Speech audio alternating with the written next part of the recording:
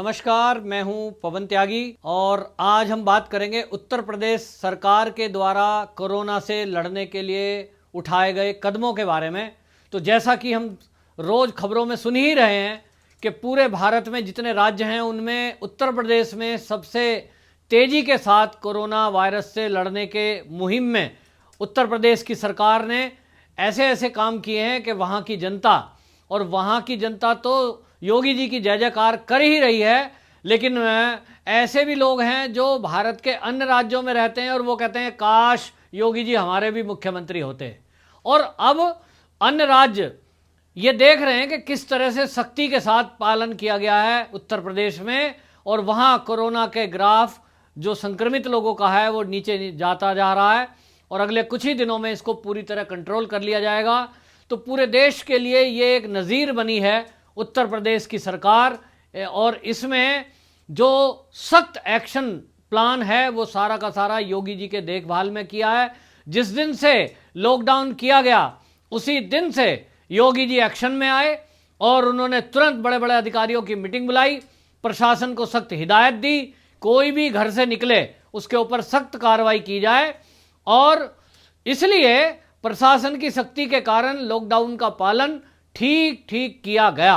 जिसका नतीजा यह है कि उत्तर प्रदेश में, जबकि वहाँ सबसे ज़्यादा जनसंख्या हमारे भारत में मध्य प्रदेश के बाद अगर कोई राज्य है तो वो उत्तर प्रदेश है, क्षेत्रफल के हिसाब से भी बहुत बड़ा राज्य है, लेकिन उसके बावजूद भी वहाँ कोरोना को कंट्रोल किया गया है। तो उसका श्रेय योगी जी को जाता है, क्योंकि उनके एक्शन प्लान ने और उनकी जो मेहनत है, जैसा कि वो फील्ड में उतरे, उन्होंने मौके पर जाकर लोगों को खुद से चेक किया, अधिकारियों के काम को चेक किया। और हमने देखा होगा कि उन्होंने जब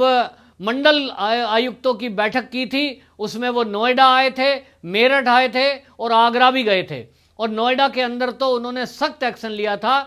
और यहाँ के जो डीएम थे उनको इतनी सख्त फटकार लगाई थी कि उन्होंने खुद ही छुट्टी पे जाने का निर्णय किया था, जिसके बाद उनका ट्रांसफ़र भी कर दिया गया। ये जो सख्त फैसला है, ये प्रशासन में ताकत होनी चाहिए कि किस तरह से जब दिक्कत परेशानियां आती हैं तो उससे कैसे लड़ा जाता है। ये जितने भी स्टेट के मुख्यमंत्री हैं, बाकी योगी जी के अलावा, वो सब बड़ी बड़ी बातें तो कर रहे हैं, लेकिन सब एसी कमरे में बैठकर और मीडिया चैनलों के माध्यम से बात कर रहे हैं। लेकिन उत्तर प्रदेश के मुख्यमंत्री माननीय योगी जी फील्ड में उतरकर लोगों के बीच जाकर हकीकत का रियलिटी चेक कर रहे हैं। और इसका कारण है कि उत्तर प्रदेश की इतनी बड़ी संख्या होते हुए भी, इतनी जनसंख्या होते हुए भी, वहाँ कोई कोना ऐसा नहीं है जहाँ से कोई ये आवाज़ आई हो कि हमें राशन नहीं मिला या हमें कोई सरकारी मदद नहीं मिली। क्योंकि योगी जी का जो काम करने का तरीका है, जैसे लॉकडाउन हुआ और उन्होंने इस स्थिति को समझा कि भाई शासन स्तर पर एकदम से सबको मदद नहीं दी जा सकती, क्योंकि एक बहुत बड़ा तबका उत्तर प्रदेश में ऐसा है जिनके अभी राशन कार्ड नहीं थे और सरकार के पास राशन देने का और कोई ऐसा फुल प्रूफ तरीका नहीं था जिसके माध्यम से राशन को घर घर पहुंचाया जाए। क्योंकि जिनके पास राशन है वो भी बायोमेट्रिक मशीन से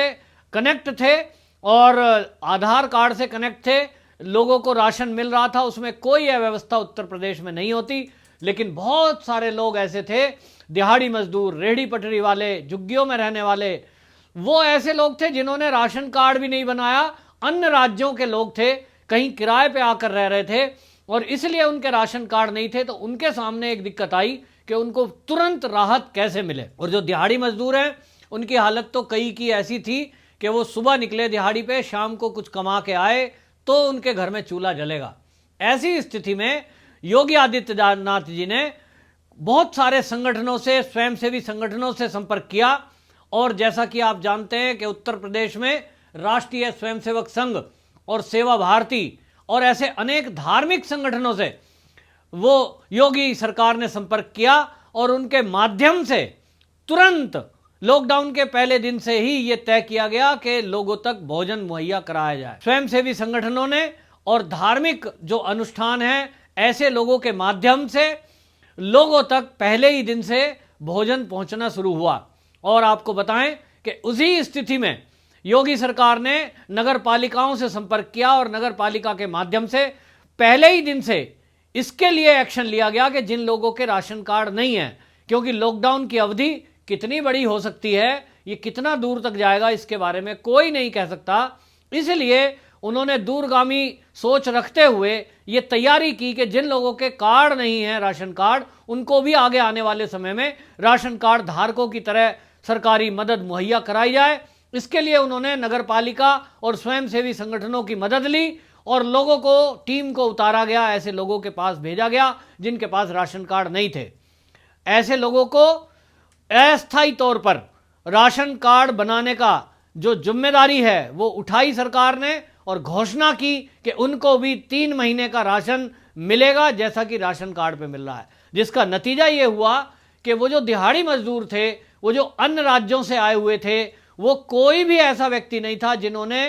अपने घर जाने की बात की हो। जैसा कि हमें दिल्ली और उसके बाद महाराष्ट्र और कई अन्य राज्यों में भी ऐसा देखने को मिला है कि वहाँ के छात्रों ने, वहाँ के लोगों ने, वहाँ के मजदूरों ने सरकारों से ये मांग की कि हमें यहाँ रोटी नहीं मिल रही है, हमें यहाँ सरकार खाने को नहीं दे रही है, हमारे लिए रुकने की व्यवस्था नहीं है,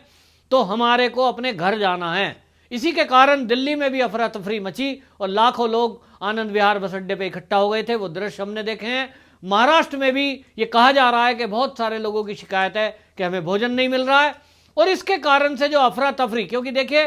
कोरोना से लड़ाई जो लड़नी है, सब लोग समझते हैं कि घर में रहना है, लेकिन जब व्यक्ति भूख सताती है, व्यक्ति को, उसका बच्चा भूख से बिलख रहा है, तो उस समय यह दिखाई देता है कि मैं लॉकडाउन का पालन करूं कि बच्चों को पालने के लिए अपने परिवार धर्म का पालन करूं। और इसलिए लोग सड़कों पे आने को मजबूर हो रहे हैं कई राज्यों में, लेकिन उत्तर प्रदेश से कोई ऐसी खबर नहीं आई कि लोगों ने पलायन करने का सोचा हो, बल्कि ऐसे अनेक राज्य थे जहां से दिहाड़ी मजदूर लोग ये विचार कर रहे थे कि भाई हमें किसी तरह उत्तर प्रदेश हम पहुंच जाएं। जब लोगों से पूछा गया भाई तुम उत्तर प्रदेश क्यों जाना चाहते हो, तो दिहाड़ी मजदूरों ने बताया कि वहां योगी सरकार की तरफ से जो सुविधाएं दिहाड़ी मजदूर लोगों को दी जा रही है, गरीब लोगों को, रिक्शे चालकों को दी जा रही है, उनको घरों में भोजन पहुंचाया जा रहा है, और इतना ही नहीं, उन्हें कच्चा राशन भी 3-3 महीने का एडवांस में दिया जा रहा है। उन्हें चावल दिया जा रहा है, गेहूं दिया जा रहा है और दाल दी जा रही है, चीनी देने के भी ऑर्डर हैं। तो भाई ऐसे राज्य में हम भी चले जाएंगे तो हमारा परिवार मुसीबत की इस घड़ी में भूखा नहीं रहेगा। योगी जी ने अभी पिछले ही दिनों एक घोषणा की कि कंस्ट्रक्शन वर्क से जो जुड़े हुए कर्मचारी हैं उनको मैं छूट देता हूं कि वो जा करके मकान बिल्डिंग बनाने में जो कोई मजदूरी करते होंगे, कोई मिस्त्री का काम करते होंगे, इस तरह से लोगों को मैं छूट देता हूं। उसके बाद क्या हुआ, उसके बाद पूरे देश में जो इस तरह का दिहाड़ी मजदूर है उनके अंदर ये भावना आ गई कि हमें उत्तर प्रदेश जाना है। उसके अगले दिन ही महाराष्ट्र में जो बांद्रा की घटना थी वो भी हुई। वहां बहुत सारे लोग स्थानीय इकट्ठा थे, लेकिन उसमें कुछ लोग ऐसे भी थे जो यूपी और बिहार के थे। महाराष्ट्र के भी जो लोग थे वो कह रहे थे हमें भी उत्तर प्रदेश जाना है, क्योंकि वहां काम शुरू हो गया है, हमारे हाथ में कुछ पैसे आ सकेंगे। क्योंकि उत्तर प्रदेश सरकार एकमात्र ऐसी सरकार देश की बनी है जिन्होंने राशन कार्ड वालों को तो सुविधा दी है, लेकिन जिनके पास राशन कार्ड नहीं है उनके खाते में भी राशन के अलावा कैश की सुविधा भी दी है। ये योगी सरकार की उपलब्धि है कि उन्होंने महिलाओं को 500 रुपए और मजदूरों को 1000 रुपए और गैस सिलेंडर की सुविधा उज्ज्वला योजना के तहत जिनके पास चूल्हा है उनको गैस सिलेंडर फ्री दिया। किसानों को भी पैसा जो देना था वो किसानों के खाते में दिया। खेती करने वालों को छूट दी और बीज की दुकानें और खेती का सामान बेचने वाली जो दुकानें हैं उनको छूट दी। और इस छूट के कारण मैं भी गांव से जुड़ा हूं, मैंने गांव के दृश्य देखे हैं। लोग खुश थे कि भाई लॉकडाउन में जहां एक तरह से शहर के लोग एक जेल जैसी स्थिति में आ गए हैं, गांव में बड़ा आनंद है, खुली हवा, खुला पानी और अपना खेती, क्योंकि योगी जी हमारे साथ खड़े हैं। ऐसा लोगों का, गांव के लोगों का कहना था। वहीं दूसरी तरफ उन्होंने कोरोना से फाइट करने वाले जो लोग हैं, चाहे हमारे वो डॉक्टर हैं, चाहे वो सुरक्षाकर्मी हमारे लिए सड़कों पर खड़े थे, ऐसे लोगों के विरुद्ध यदि किसी व्यक्ति ने गलत टिप्पणी कर दी, उनके साथ अभद्र व्यवहार किया, तो उत्तर प्रदेश एकमात्र अकेला राज्य ऐसा बना कि उनके खिलाफ एनएसए लगाया गया, उनको एनएसए जैसी सख्त धाराओं में सजा दी गई, जिसका नतीजा यह है कि इक्का दुक्का घटनाएं तो हुई हैं, क्योंकि जो ऐसे देश विरोधी लोग हैं वो लोगों को बरगलाने में और उकसाने में कभी कभी कामयाब हो जाते हैं। जो बिल्कुल बुद्धिहीन लोग हैं, ऐसे लोग वो उनके बरगलाए में आ जाते हैं, तो मुरादाबाद जैसी घटना हो जाती है। लेकिन योगी जी ने पहले दिन से ये प्रदेश में नहीं पूरे देश में एक उदाहरण सेट किया है कि यदि कोई हॉस्पिटल में बदतमीजी करेगा, यदि डॉक्टर के साथ कोई अपमानजनक बातें करेगा या पुलिसकर्मी पे कोई ऐसी छेड़छाड़ की हरकत करेगा या विरोध करेगा, लॉकडाउन को तोड़ेगा, तो उसके साथ सख्ती से पुलिस प्रशासन पेश आएगा और उसके ऊपर रासुका लगाया जाएगा। आप जानते हैं रासुका के अंदर निचली कोर्ट से जमानत नहीं होती, बहुत सख्त धाराओं में वो आदमी को जेल जाना पड़ता है। और इन धाराओं के चलते आपने देखा होगा, कल ही की घटना आई कि उत्तर प्रदेश में मुरादाबाद में जिन महिलाओं और पुरुषों ने पुलिस के ऊपर और डॉक्टरों के ऊपर हमला किया था, ऐसा उत्तर प्रदेश ही है पहला राज्य जिसने रात को 3 बजे कोर्ट खुलवाई और आदेश कराए, उन लोगों को रासुका में जेल भेजा। उत्तर प्रदेश की सरकार ने यह उदाहरण सेट कर दिया है कि देश में जहां भी कोई हमारे स्वास्थ्य कर्मियों पे, कोरोना फाइटर्स के ऊपर, पुलिस कर्मियों के ऊपर कोई हमला करेगा, कोई बदतमीजी करेगा, उसको सहन नहीं किया जाना चाहिए। अन्य राज्यों को भी चाहिए कि उत्तर प्रदेश सरकार की तरह अपने राज्यों में भी सख्ती से इस कानून का पालन करें, ताकि ये जो कोरोना को फैलाने के लिए मंसूबे पाल के कुछ विदेशी ताकतें बैठी हुई हैं इस देश में, और ये जो तबलीगी इस समय भी छुपे हुए हैं इस देश में जगह जगह, ये सोचकर कि हम पूरे भारत को बर्बाद कर देंगे इस कोरोना से, तो जब तक इनके खिलाफ सख्त कार्रवाई नहीं की जाएगी तब तक ये लोग बाहर आने वाले नहीं हैं, तब तक ये लोग जेलों में जाएंगे नहीं, तब तक इनका कोई इलाज नहीं है। प्यार से बात बहुत हो गई, लेकिन अब इनके साथ सख्ती से पालन आना है, जैसा कि उत्तर प्रदेश सरकार ने किया है। उत्तर प्रदेश के डीजीपी ने भी खुली घोषणा की है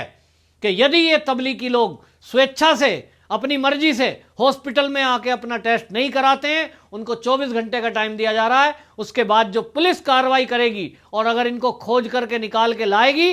तब इनके खिलाफ भी सख्त धाराओं में ये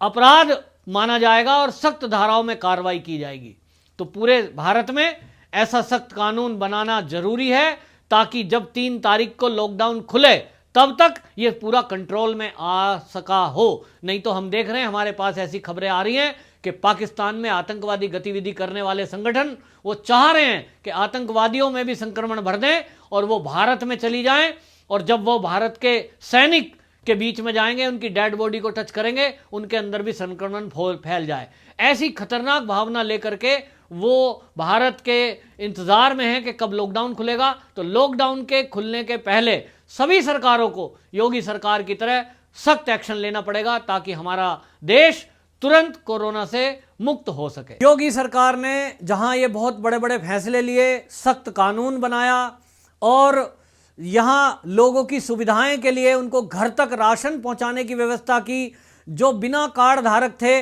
उनको भी कैश की सुविधा और राशन पहुंचाने की सुविधा करी। वहीं दूसरी तरफ अभी हाल ही में कोटा के अंदर, जैसा कि आप जानते हैं कि वो एक शिक्षा का बहुत बड़ा हब है, पूरे देश के लोग कोटा में वहाँ ट्रेनिंग लेने, कोचिंग लेने जाते हैं पढ़ने वाले बच्चे, वहाँ अनेक प्रकार की कोचिंग होती है। तो उन सेंटरों पर भारत के छात्र भी, उत्तर प्रदेश के छात्र भी बड़ी संख्या में हैं, उनकी संख्या लगभग 7,500 बताई जाती है। उन लोगों ने उत्तर प्रदेश सरकार से आग्रह किया, क्योंकि अब लॉकडाउन है और अभी 3 तारीख तक चलेगा, उसके बाद भी शैक्षिक संस्थाओं के बारे में केंद्र सरकार घोषणा कर चुकी है कि वो आगे भी बंद रहेंगी, और इसलिए उन्होंने सरकार से आग्रह किया, यूपी सरकार से, कि भाई हमको यहाँ से निकालने की और हमें घर तक पहुँचाने की कृपा करे योगी सरकार। इसी कड़ी में उत्तर प्रदेश सरकार ने, योगी सरकार ने परिवहन विभाग को यह आदेश दिया कि वो जो कोटा में फंसे हुए 7,500 छात्र हैं उनको लाया जाए, और उसके लिए 247 उत्तर प्रदेश रोडवेज की बसों को रवाना किया जा रहा है, जिसमें हिंदू भी हैं छात्र, उसमें मुसलमान भी हैं, लेकिन योगी जी का ये मानवीय चेहरा है। जैसे कि उनको कहते हैं, योगी जी एक आध्यात्मिक व्यक्ति हैं और इसीलिए उन्होंने कहा हिंदू हो या मुसलमान, वो मेरे प्रदेश के लोग हैं, वो इस धरती के लोग हैं, उनको बचाना, उनकी रक्षा करना, ये मेरा पालन करना मेरा कर्तव्य है। और इसलिए उत्तर प्रदेश रोडवेज की बसों को रवाना किया गया है, जिसमें आगरा, मथुरा, अलीगढ़, हाथरस, कासगंज, एटा, इटावा, लखनऊ, इलाहाबाद, औरैया और पूरे क्षेत्र गोरखपुर से स्पेशल बसें गई हैं, जिसमें यह तय हुआ है कि बीच की सीट 3 व्यक्ति की सीट होती है, उसमें बीच की सीट को खाली रखा जाएगा ताकि डिस्टेंस बना रहे और छात्रों को डबल वाली सीट पे केवल एक सिंगल छात्र को लाया जाएगा। और इसलिए उनको ड्राइवरों को सैनिटाइजर दिए गए हैं, उनको ऐसी किट दी गई है जिससे वो कोरोना से ग्रसित ना हो सकें। और भोजन की भी रास्ते की व्यवस्था उत्तर प्रदेश सरकार ने उन छात्रों की है कि जब कोटा से वो उत्तर प्रदेश में अपने अपने क्षेत्र में आएंगे तो बहुत सारा ऐसा, जैसे गोरखपुर ही है, उसकी सीमा बिहार से लगती है, तो वहाँ तक आने में 2 से 3 दिन लग सकते हैं। और इस बीच में जो उनको भोजन कराने की जरूरत पड़ेगी उसकी भी व्यवस्था उत्तर प्रदेश सरकार ने की है। तो एक बहुत बड़ी राहत कोटा में फंसे हुए उत्तर प्रदेश के छात्रों के लिए ये योगी सरकार करने जा रही है। तो ऐसा एक मानवीय चेहरा भी योगी जी का हमें दिखाई दे रहा है, जबकि वो एक सख्त प्रशासक हैं। तो इससे सिद्ध होता है कि जो